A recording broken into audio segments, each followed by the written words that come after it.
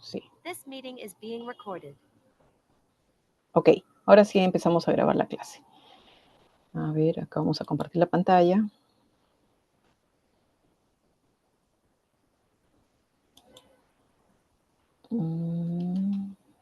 Este creo que es, ¿no? ¿Dónde está? Este de acá. Compartir. Me avisan si van viendo, por favor, la pantalla que les estoy compartiendo para poder empezar. ¿Me dicen, chicos? ¿Están Sí, viendo la doctora. pantalla? Sí, Sí, doctora. ok. Entonces ahora le vamos a poner en modo de presentación.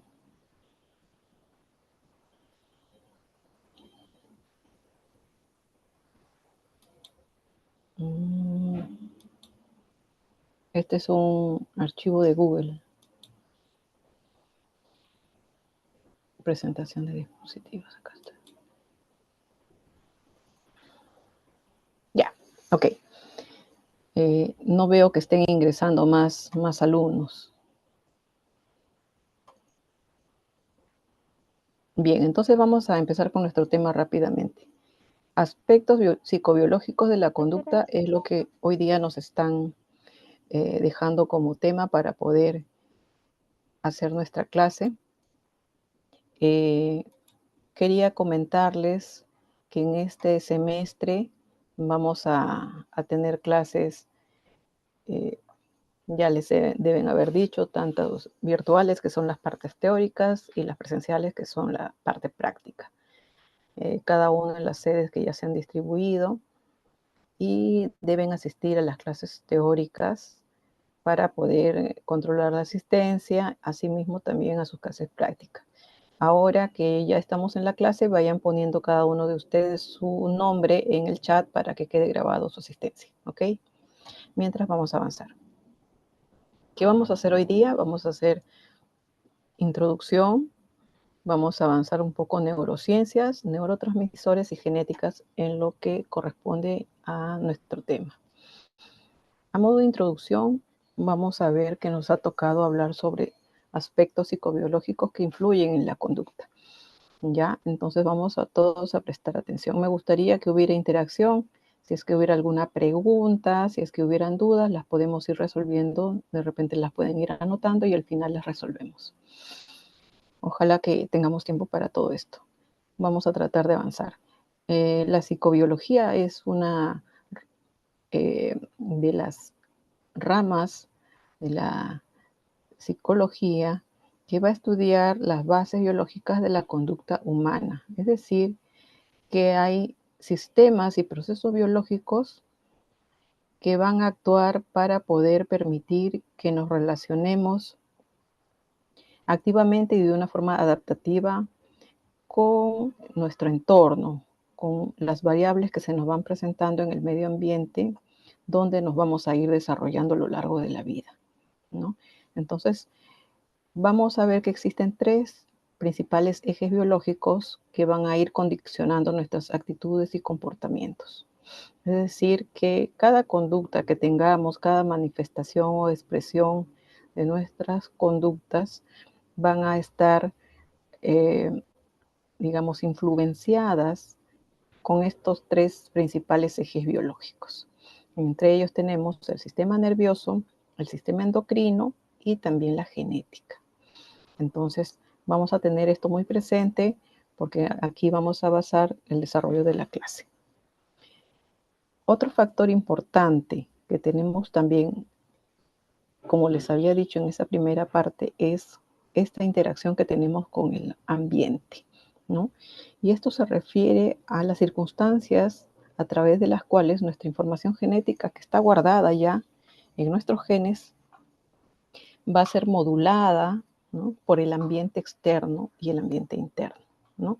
Todo lo que ya venimos trayendo cada uno de nosotros como carga genética, lo vamos a ir modulando dependiendo de cómo nos relacionemos con nuestro ambiente interno y externo, ¿no? Es decir, factores epigenéticos. Y de esa manera nos vamos a ir desarrollando desde que comienza nuestra vida hasta el final, ¿no? Y eso lo podemos ver, por ejemplo, en nuestro desarrollo con nuestros hermanos en la familia. Podemos tener el mismo padre, la misma madre, pero todos los hermanos no son iguales, porque hay factores epigenéticos y también factores propios de cada individuo, ¿no? Los genes pueden ser muy similares, pero están dispuestos y distribuidos de una manera única para cada uno de nosotros. Y eso también influye en la conducta. En muchos casos también el sistema nervioso va a ir proporcionando información sobre lo que sucede en el ambiente y nuestro sistema endocrino va a ir regulando esa respuesta a la información que recibimos. Y como cada uno es un ser individual, va a emitir una respuesta diferente, ¿no? Aunque similar, pero diferente. Ahora, el sistema endocrino también sabemos que está compuesto por una serie de glándulas que van a segregar hormonas. Eso ya es algo conocido. La hormona es una sustancia química compleja segregada en líquidos corporales por una variedad de células, ¿no? Y van a intervenir estas hormonas en la regulación y coordinación de estas actividades celulares. En el hombre, las hormonas intervienen en múltiples actividades, como por ejemplo el mantenimiento del equilibrio del medio interno. Se relacionan también con funciones metabólicas, controlan la intensidad de las funciones químicas de las células, condicionan incluso la morfología corporal, actúan sobre el comportamiento, el carácter y la inteligencia.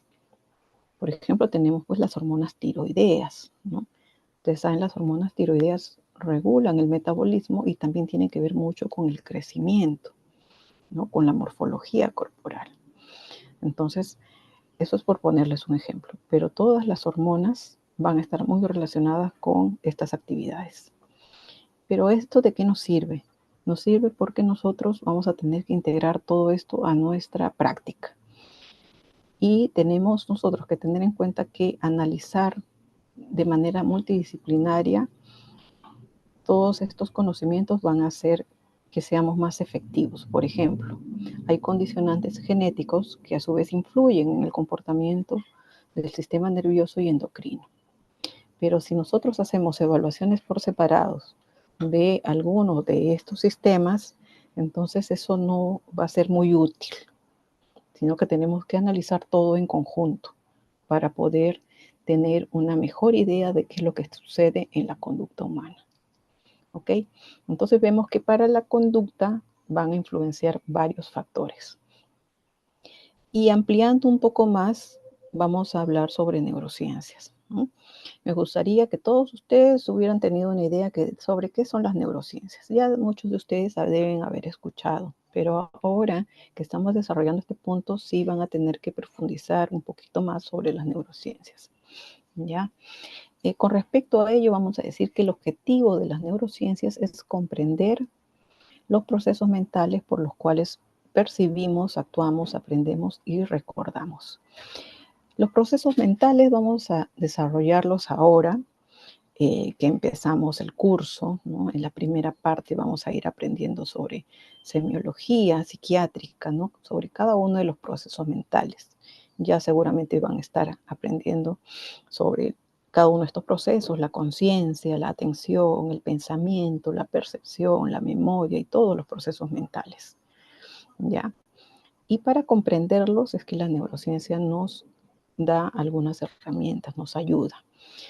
Ok, ¿para qué más nos sirven las neurociencias? Van a estudiar la estructura y la función neuroquímica, farmacológica y de la patología del sistema nervioso, ¿no? Eso es obvio, si estamos hablando de neuro, estamos hablando de que vamos a estudiar no solamente cómo funciona neuroquímicamente, sino en su estructura, en su morfología, en cómo los fármacos afectan también y las patologías que hay en el sistema nervioso.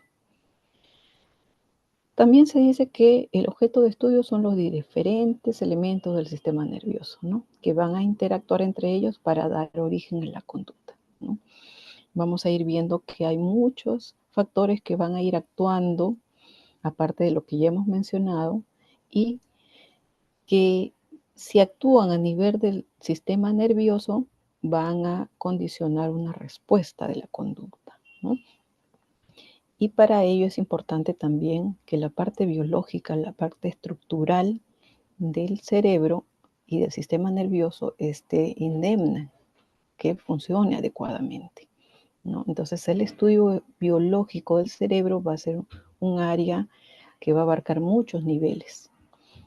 Y estudiar el cerebro pues no es tan fácil. Ya ustedes lo habrán visto en sus primeros años de la carrera, donde han tenido que estudiar varios aspectos. Por ejemplo, desde la biología molecular hasta las funciones cognitivas y la conducta, que es lo que estamos haciendo ya ahora.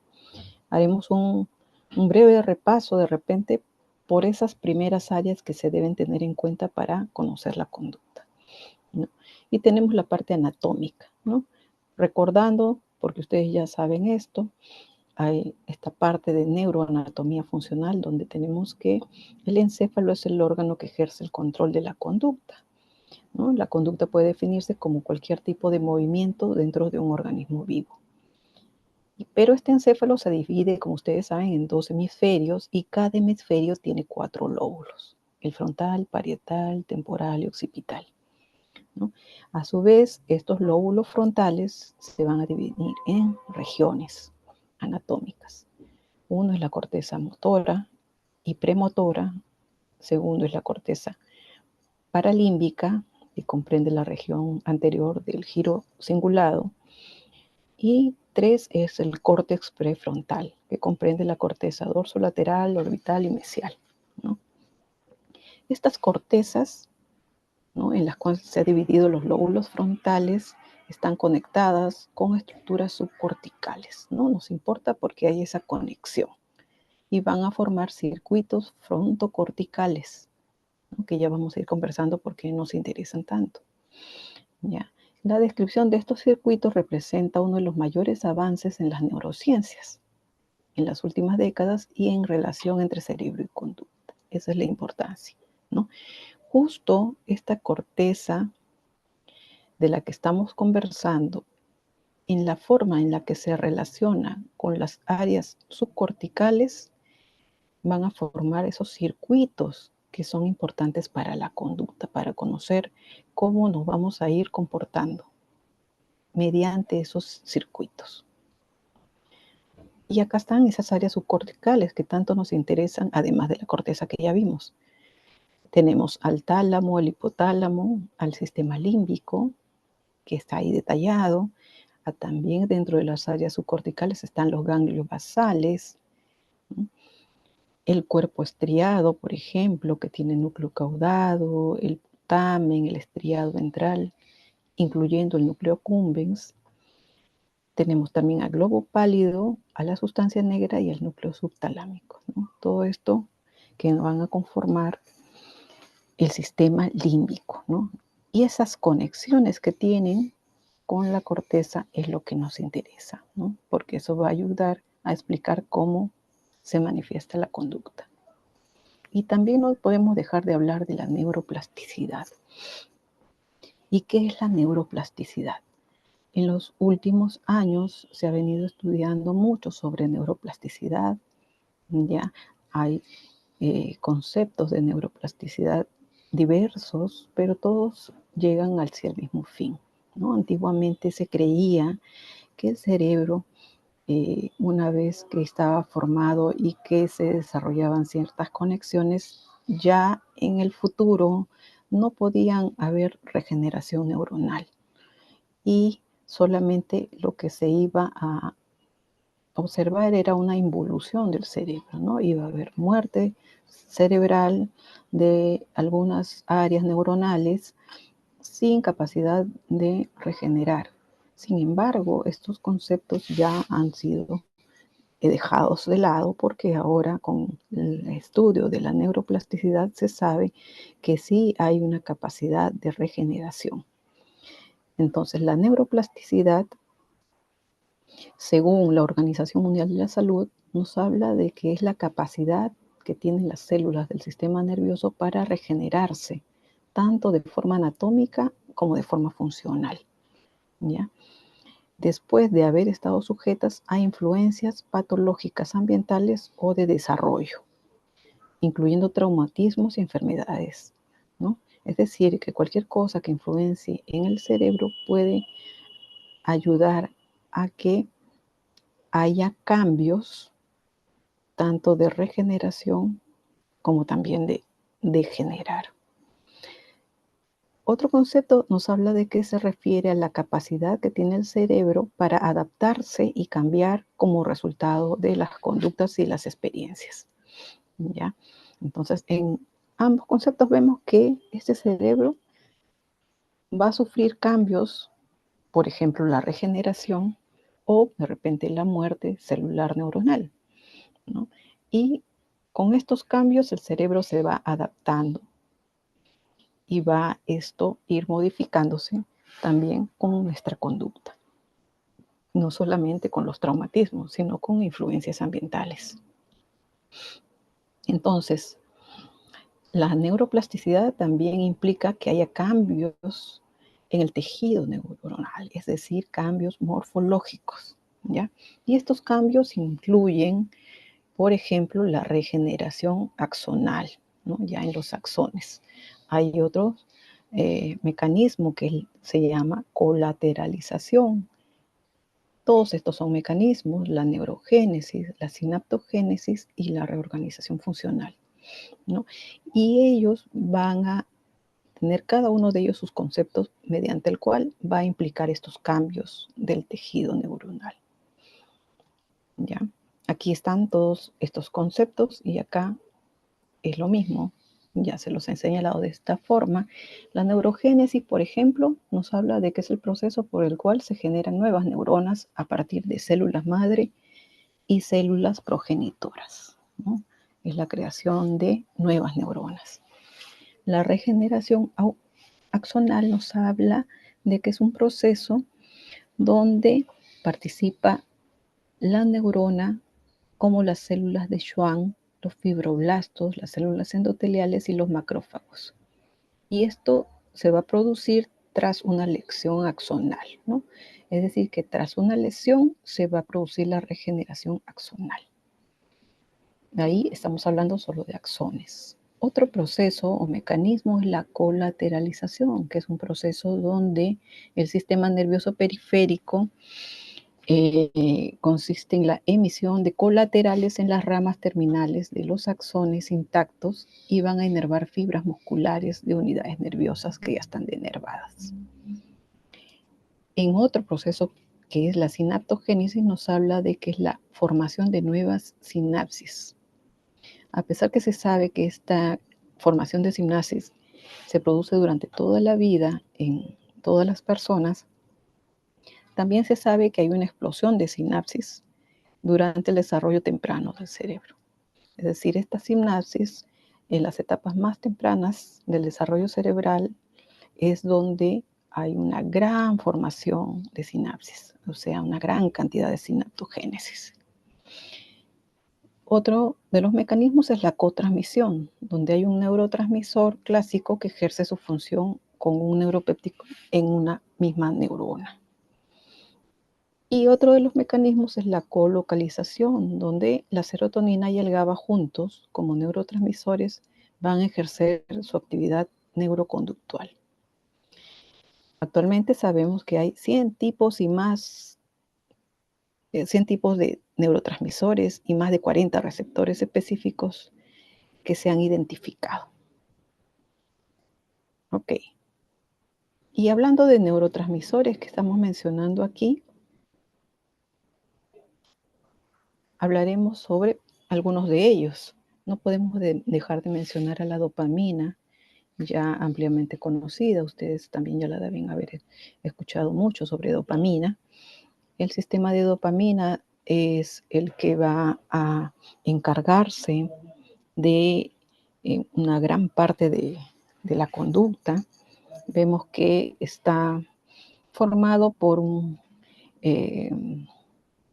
aminoácido de donde va a empezar la formación de dopamina, que es la fenilalanina. Esto, según lo que vemos aquí en esta estructura, la fenilalanina es convertida en tiroxina, luego pasa a convertirse en dopa o dihidroxifenilalanina y por acción de esta dopa de carboxilasa se convierte en dopamina, ¿no? Viene esta enzima que es la dopa de carboxilasa y la convierte en dopamina. Esta dopamina, que está aquí con las siglas DA, es destruida en parte por la MAO, la MAO. ¿Qué es la MAO? Es la monoaminoxidasa, es otra enzima, y eso destruye la dopamina, ¿no? Y otra parte se utiliza por recaptación mediante una bomba que se llama bomba de recaptación de serotonina, que eso es lo que nos va a ayudar para este otro neurotransmisor que es la serotonina, ¿no? Esto es un poco, digamos, no tan fácil de ver, pero si lo vamos a ir detallando bien, lo van a poder comprender. ¿En qué nos va a servir? Nos va a servir para conocer cómo se forma la dopamina. Ahora la dopamina se distribuye en la retina, en el hipotálamo, en el tronco encefálico, en los sistemas activadores mesoestriados como en la sustancia negra, en el área mesolímbica y mesocortical, ¿no? Y una cosa importante del sistema de dopamina son los receptores. Tenemos varios receptores, tenemos el D1, el D2A, el D2B, el D3, el D4 y el D5. O sea, 5 tipos de receptores de dopamina. ¿Y para qué nos sirve conocer estos tipos de receptores? Porque vamos a ver que en el sistema de circuitos que hay entre la corteza frontal y el área subcortical, ahí vamos a ver cómo actúan esos receptores. Eso lo vamos a ir viendo en el transcurso ya del desarrollo de las clases. Lo que sí es importante que ahora quiero que ustedes presten atención es a las funciones. ¿Para qué nos sirve la dopamina? ¿Para qué me sirve conocer que existe la dopamina? La dopamina nos sirve para la motivación. Ahí actúa la dopamina. ¿Qué cosa me motiva a mí? Cuando me motivo por algunas cosas de mi quehacer diario o, por ejemplo, en objetivos que ustedes puedan plantearse, ahí va a ejercer su función la dopamina. También actúa en el sistema de refuerzo por recompensa. Por ejemplo, si nos tomamos una taza de café, o algunos, los que consumen drogas, van a empezar a poner en acción el sistema de recompensa y ahí vamos a encontrar dopamina. Ahora, también la dopamina se ha encontrado que tiene una función importante en regular la temperatura, también el movimiento voluntario en la vía piramidal y en el área sexual. Otras funciones vienen a nivel también del juicio crítico de la realidad. Y cuando hay un exceso de dopamina, por ejemplo, en los pacientes psicóticos, que ya ustedes van a ver en las prácticas, ahí hay un exceso de dopamina, ¿no? El paciente se psicotiza más cuando hay más dopamina. Y por eso, uno de los tratamientos que más usamos para estos pacientes que están psicóticos es bloquear la dopamina. Utilizamos medicamentos que hagan esta función de bloquear la dopamina a nivel de los receptores que ya conversamos. Otro neurotransmisor importante, como les decía, es la serotonina, ¿no? Aquí está, que se sintetiza a partir del aminoácido triptofano. Y luego, bueno, acá está cómo se convierte en 5-hidroxitriptofano por la enzima de carboxilasa. Y luego va a convertirse en aminoácidos aromáticos en serotonina o 5-hidroxitriptamina, que es su nombre también, ¿no? Nos interesa también de la serotonina sus receptores, ¿no? Y ustedes ven acá, el 5-HT es el nombre del receptor, el 5-HT, hay el 1A, el 1B, el 1C, el 1D. Esos son los serotipos del tipo 1. También tenemos el 5-HT2, el 5-HT3, el 5-HT4 y el 5-HT5. Entonces tenemos que también hay 5 tipos de receptores de serotonina. Y la 5-HT, que es la serotonina, es destruida en parte por la MAO, que ya les había mencionado, que es la monoaminoxidasa, y otra es recaptada. Una parte se destruye y otra parte se recapta en el sistema de la serotonina. ¿Para qué nos sirve? ¿No? La serotonina se encuentra en los núcleos del RAFE, cuyas neuronas están distribuidas ampliamente en la médula espinal, en el cerebro, en núcleos subcorticales y en la corteza cerebral. ¿Ya? Pero no solo habemos encontrado serotonina a nivel cerebral, hay también serotonina en otras partes del cuerpo, como por ejemplo en el sistema digestivo. ¿Ya? Hay también una gran parte de serotonina. ¿Nos sirve para qué? Para regular el estado de ánimo, la ansiedad, para regular la alimentación y la sexualidad. También tiene una función importante en la actividad motora, en los ritmos circadianos, ¿no? En el sueño y la vigilia, y también en el control del dolor y la temperatura. Y otro neurotransmisor es la acetilcolina. Entonces tenemos un sistema de acetilcolina. Ahí vemos también la estructura química de la acetilcolina. Tiene dos receptores, los muscarínicos y los nicotínicos. Deben ustedes ya acordarse un poco de la acetilcolina, ¿no? Cuando estudiamos el sistema nervioso simpático y parasimpático, ¿no? El sistema autónomo. Vemos que en los muscarínicos encontramos que existen receptores en los ganglios autonómicos y en el sistema nervioso central. También encontramos en el corazón y en el músculo liso. Y los nicotínicos tipo M los vamos a encontrar en la placa neural. Y los nicotínicos tipo N en los ganglios autonómicos, las glándulas suprarrenales y el sistema nervioso central. Entonces ahí vemos diferentes áreas donde vamos a encontrar este tipo de receptores de acetilcolina. ¿Y para qué nos sirve? ¿Para qué nos es útil la acetilcolina? Aquí lo vemos. Sus funciones importantes radican en el aprendizaje, en la memoria, también desempeña un papel en el dolor, en el sueño REM, en la excitación de la corteza y en la sed. ¿Dónde vamos a ver de repente mayor acción de acetilcolina? Donde ya va a ser bien evidente, es en la enfermedad de Alzheimer, ¿no? Donde se observa que hay una destrucción específica de las neuronas del núcleo basal de Meiner, ¿no? Y en general, en la demencia se acompaña de disminución de concentración de acetilcolina en la neocorteza temporal. Entonces, cuando vemos a una persona adulto mayor que tiene ya signos de demencia, con alteraciones de la memoria, ¿no? Con fallas en el mantenimiento o el inicio del sueño, ¿no? Vamos a poder ver ahí que en esta persona lo más probable es que haya esta disminución de acetilcolina, ¿ya? En esta corteza temporal, también en el hipocampo y en la amígdala, ¿no? Y eso es algo característico de la enfermedad de Alzheimer. Y otro importante neurotransmisor es el GABA, ¿no? Entonces acá vamos a ver el sistema del GABA. En primer lugar, el sistema GABA vamos a evaluar al ácido glutámico, que es el precursor de donde va a sintetizarse el GABA, ¿no? Y el GABA se encuentra en todo el cerebro, ¿ya?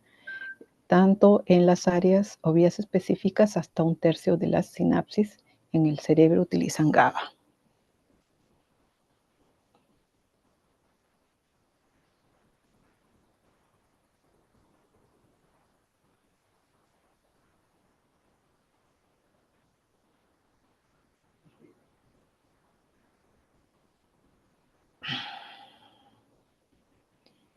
Hay alguien que está escribiendo, parece que hay algunos que no han podido entrar a la clase. A ver, vamos a tratar de ver qué pasó, por qué no han podido entrar.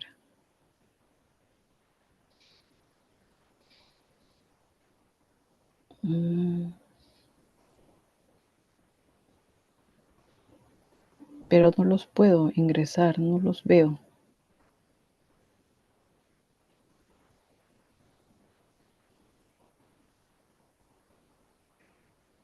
Voy a tratar de que ingresen, pero ¿cómo los...?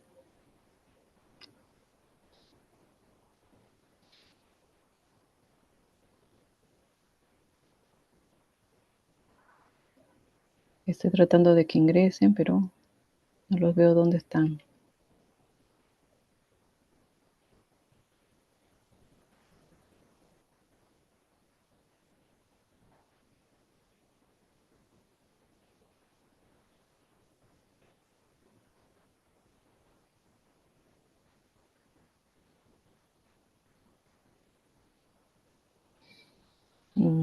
A ver, un ratito, ¿dónde están los participantes? Están aquí, pero no los puedo hacer ingresar.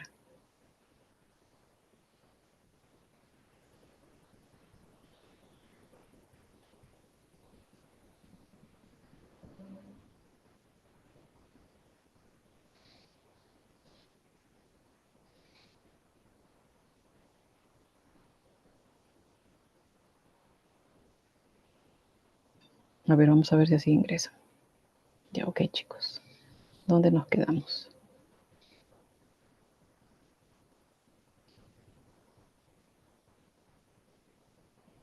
Y ahora sí parece que ahora sí van a poder ingresar. Bueno, continuamos entonces. Veíamos que el GABA estaba difundido por todo el cerebro y hasta 1/3 de las sinapsis en el cerebro utilizan el GABA. Hay 3 tipos de GABA.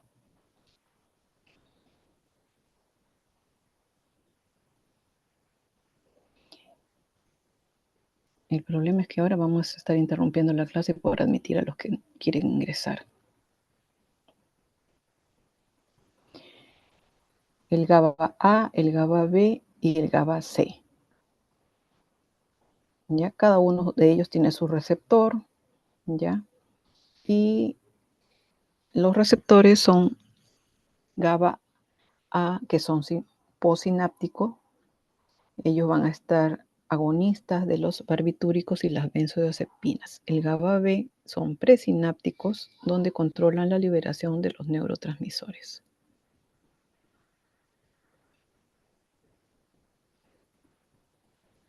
Ay, ahora vamos a tener que interrumpir por hacer ingresar a los que están esperando.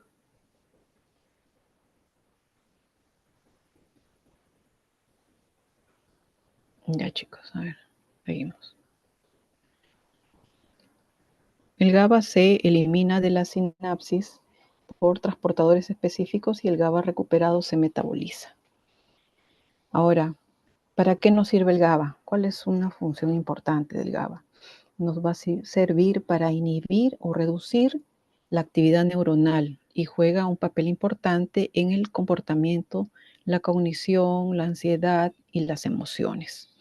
Entonces, está implicado también en el alcoholismo, ¿no?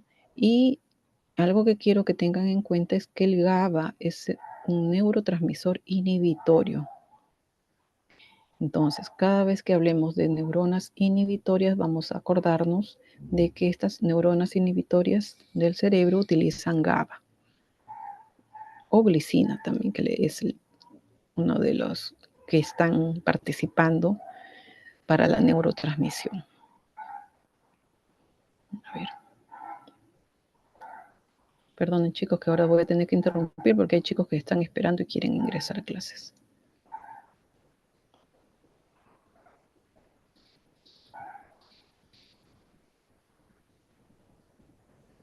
Ya está.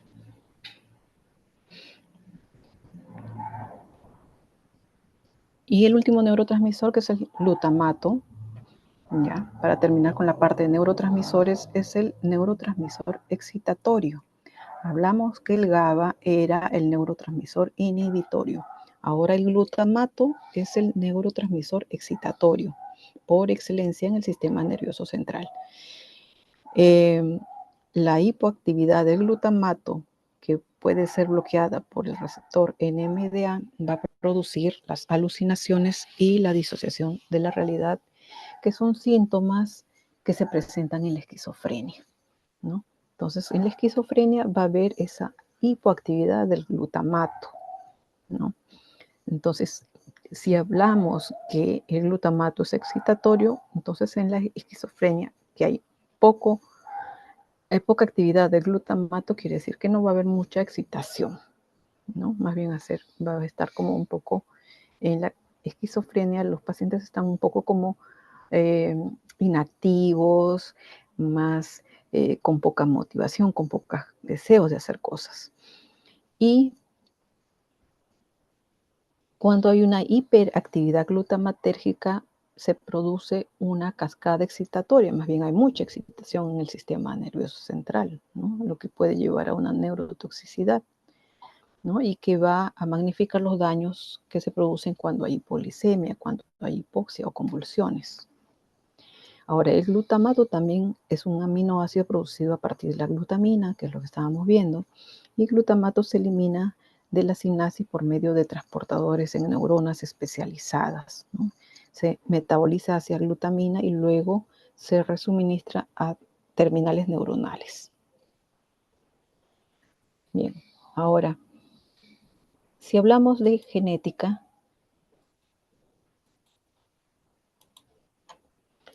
es la ciencia que estudia la herencia o la transmisión de los caracteres morfológicos y fisiológicos que se heredan de padres a hijos. Como les decía, estamos haciendo un breve repaso de todos los factores que van a influenciar sobre la conducta. Y habíamos dicho que influenciaba el sistema endocrino, el sistema nervioso central y autonómico. Ya habíamos visto neurotransmisores, ¿no? Varios neurotransmisores hemos estado estudiando. Y que también el sistema nervioso esté indemne, ¿no? Para ello es importante la corteza cerebral y las áreas subcorticales, ¿ok? Esos factores ya hemos estado revisando. Ahora, estamos viendo ya esta parte de genética, donde, bueno, es recordar, yo me imagino que ustedes también ya tienen conocimiento sobre genética y estamos haciendo un repaso. La información genética se encuentra en las moléculas de ADN, en los cromosomas, ¿no? Eso sabemos. La especie humana tiene 46 cromosomas distribuidos en 23 pares, ¿ya? Y uno de estos pares es el que determina el sexo. ¿Ok? Estos conceptos son básicos también, que es un gen, un genotipo y fenotipo. El gen es un factor hereditario que controla un carácter. El genotipo es el conjunto de factores heredados de los padres para un determinado carácter, ¿no? Y el fenotipo es el conjunto de caracteres hereditarios que se van a manifestar externamente. Entonces, cada uno va a tener un diferente fenotipo porque esta expresión o manifestación externa es individual. ¿Ok? ¿Y por qué nos interesa hablar de genética? Porque cuando conocemos estos conceptos y sabemos cómo se va heredando a través de cromosomas y ADN algunos caracteres, podemos también ver cómo influencia esto en la conducta. Y aquí es importante que ustedes recuerden que hay ciertas potencialidades que se pueden heredar, ¿no? Ustedes habrán escuchado seguramente que en las conversaciones que vienen en familia o en algunas otras clases, que algunas de estas potencialidades podemos haber heredado de nuestros padres, ¿no? Pero ¿cuáles nos interesan ahora que estamos hablando de conducta y de neurociencias? Nos interesan conocer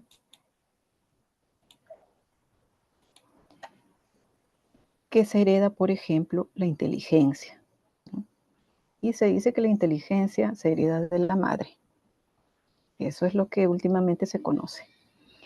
También se heredan las habilidades verbales y espaciales, ¿no? Algunos de ustedes de repente tiene una gran habilidad verbal, ¿no? Y podrían adjudicarlo a que, no sé, el papá también quizás tenga esa habilidad. Igual forma, la memoria. También se hereda la memoria. El temperamento, ¿no? También dicen que algunos hijos se parecen mucho a los padres en el temperamento. Los rasgos de personalidad. La predisposición para fumar y beber. Lamentablemente todo no es positivo. También se heredan esta predisposición.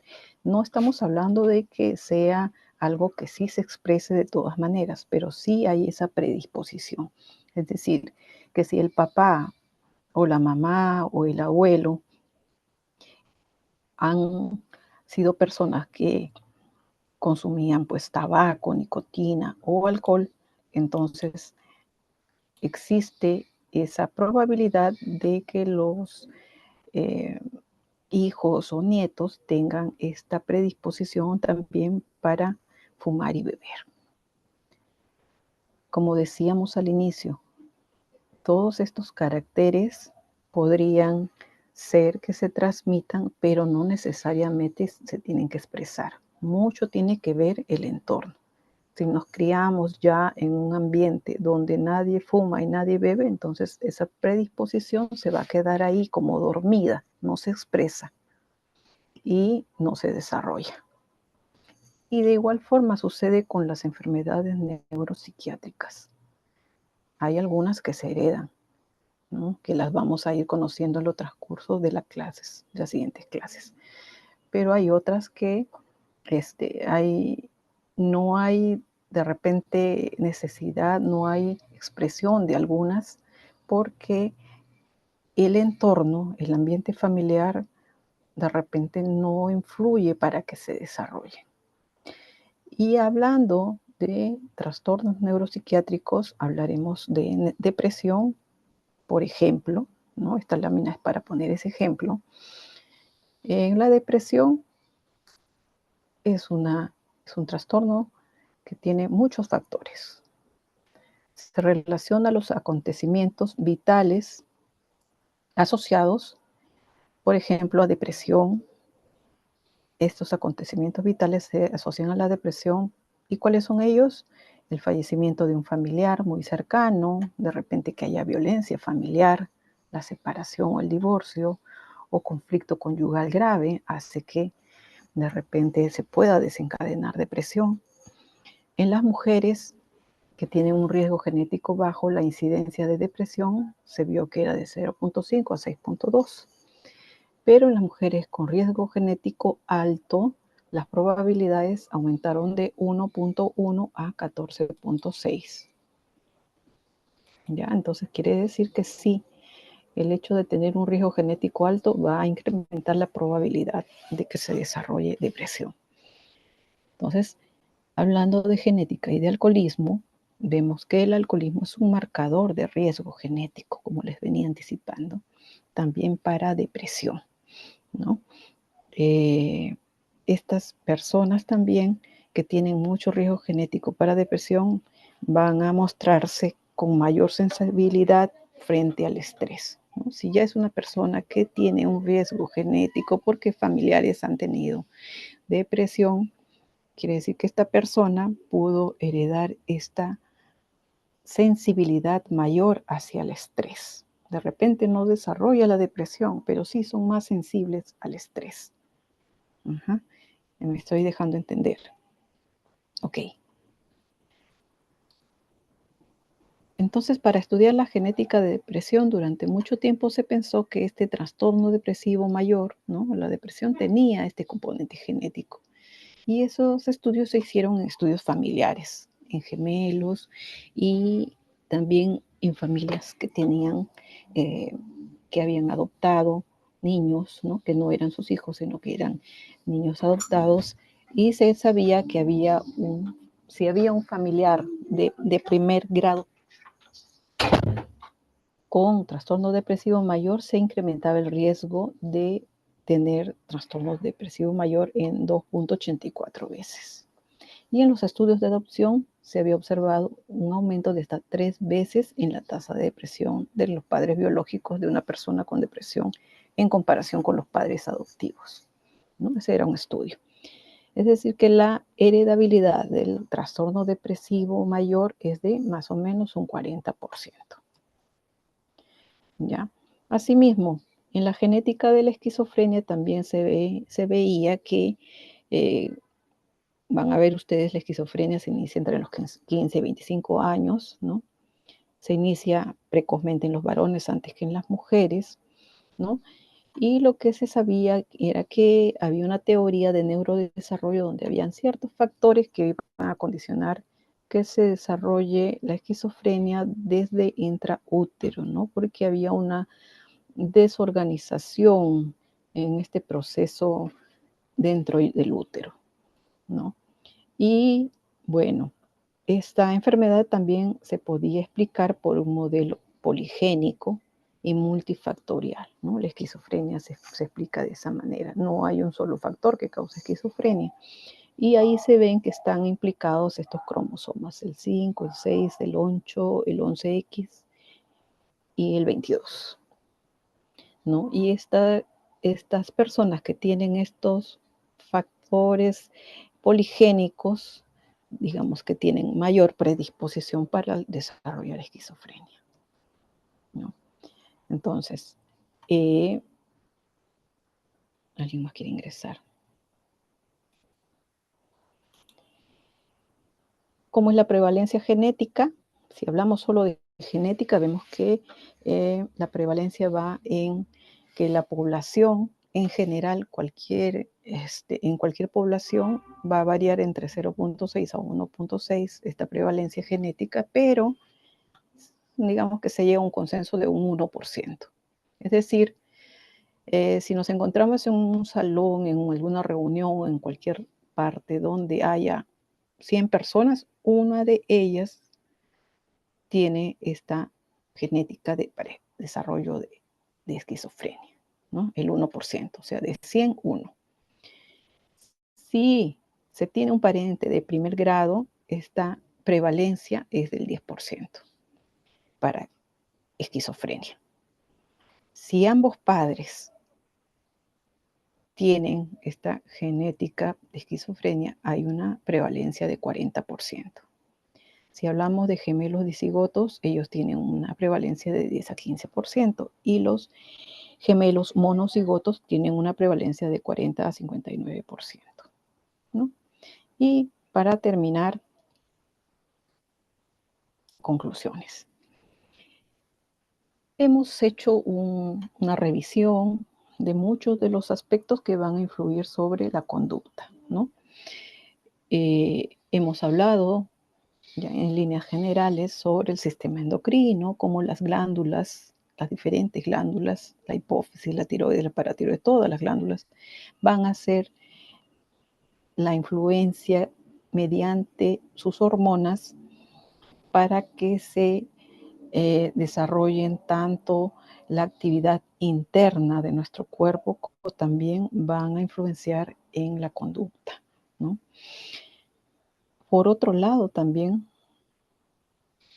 para que todas las partes del cuerpo entren en coordinación y desarrollen sus funciones, nosotros tenemos que tener en cuenta que este funcionamiento adecuado va a ser en gran parte coordinado por el sistema nervioso, tanto el sistema nervioso central como el sistema nervioso autónomo, ¿ya? Y esto va a dirigir cómo se desarrolla cada organismo y cómo se relaciona con el medio externo y con su propio medio interno, ¿ya? Y, a ver, admitir. Todo este trabajo de recibir los mensajes del exterior y del interior del cuerpo y de responder entre ellos y coordinarlos lo va a realizar el sistema nervioso. Ahora también hemos visto que el sistema nervioso está formado por el sistema nervioso central, periférico y el autónomo o neurovegetativo, ¿no? Entonces hemos hecho una revisión sobre ello y ya en la última parte hemos estado conversando sobre la parte genética, ¿no? Sobre cómo influye la genética en la conducta, ¿no? Sobre todo en estas potencialidades que heredamos, ¿no? En la inteligencia, vamos a heredar de repente la memoria, el aprendizaje y lamentablemente también se heredan esa predisposición a fumar, a beber y algunos trastornos neuropsiquiátricos también son heredables, ¿no?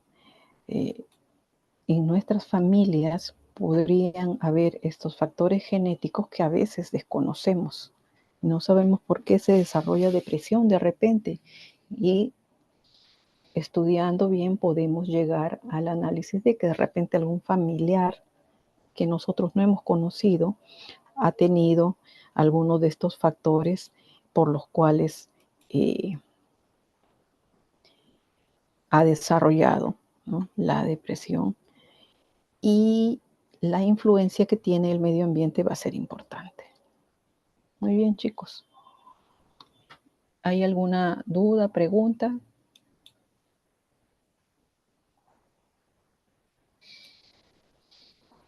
Ya para ir terminando la clase. Sí, doctora, sí iba a pasar esta clase. Ah, Juan Pablo, sí, no se preocupen. Les voy a colgar la clase más tarde o a más tardar mañana en el aula, ahí en la plataforma, para que tengan acceso. Ok, Algunos han tenido, creo, inconvenientes para ingresar, algunos chicos. Entonces, no sé qué habrá pasado porque algunos no han podido ingresar. Pero ya les voy a dejar de todas maneras la clase para que ustedes la puedan repasar. ¿Alguna otra duda, pregunta? ¿Colocaron todos los que ingresaron en el chat su asistencia? Porque veo acá que sí, han escrito bastante.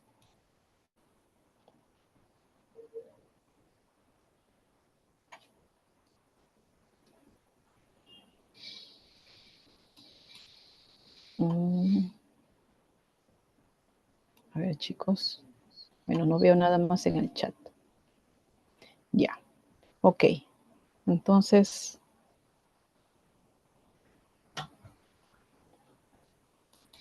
de no haber más preguntas, espero que haya quedado claro, pero igual ustedes lo van a ir repasando, la van a poder ver y van a poder tener también a la mano la clase. Les sugiero que ya desde ahora vayan repasando. Esta primera unidad se va a ir rápidamente y ya de pronto van a ustedes estar en el primer parcial. Así es que vayan revisándolo, no esperen a la última hora, vayan repasándolo y ténganlo, porque en la práctica de repente también les van a ir preguntando, ¿ya? Sé que de repente para algunos no es tan, digamos, motivador el estudio de la psiquiatría. De repente algunos podemos verlo como un curso más, ¿no? Se los comento porque en semestres anteriores también ha pasado. Sin embargo, cuando vamos avanzando en el curso, a muchos de ustedes ya les va a ir interesando un poco más, van a encontrar de repente ya el gusto para este curso y van a poder hacerlo de una manera más apropiada. Entonces, siempre estamos prestos a ayudar a los alumnos que tengan interés y que deseen salir de dudas. Y para ello estamos siempre dispuestos a colaborar con lo que se pueda en el aprendizaje del curso. Nos va a servir no solo para conocer patologías, sino también en muchas maneras para conocernos a nosotros mismos. ¿Alguien ha levantado la mano? ¿No? ¿Todavía? Ok. Bien, chicos, entonces voy a dejar de grabar y vamos a ir Doctora, una terminando. consulta. Yo levanté la mano. Soy Pamela Pamela. Tapia. Sí, sí, Sí. doctora, una consulta. Mencionó de que la memoria también se podía heredar. ¿A qué se refería con respecto a eso? Ya. Se refiere a la capacidad que tiene la memoria. Es decir, si el papá o mamá tuvieran lo que decimos una buena memoria, una buena capacidad de memoria, eso es algo que también podría heredarse a los hijos, ¿no? A eso se refiere, ¿no? A la capacidad que tenemos para guardar información, almacenar información en la memoria. Entonces, eso es algo que se puede heredar, así como el temperamento, ¿no? Algunos dicen, no, que el papá es, no sé, gruñón, irritable, ¿no? Incluso a veces hay algunos chicos que dicen, no, mi papá es así, es renegón, y yo también soy así, ¿no? O sea, algunas características del temperamento también se pueden heredar, ¿no? Igual la inteligencia, ¿no? La inteligencia también es una capacidad. Algunos tienen una inteligencia superior, ¿no? Alguna inteligencia que ya casi genios.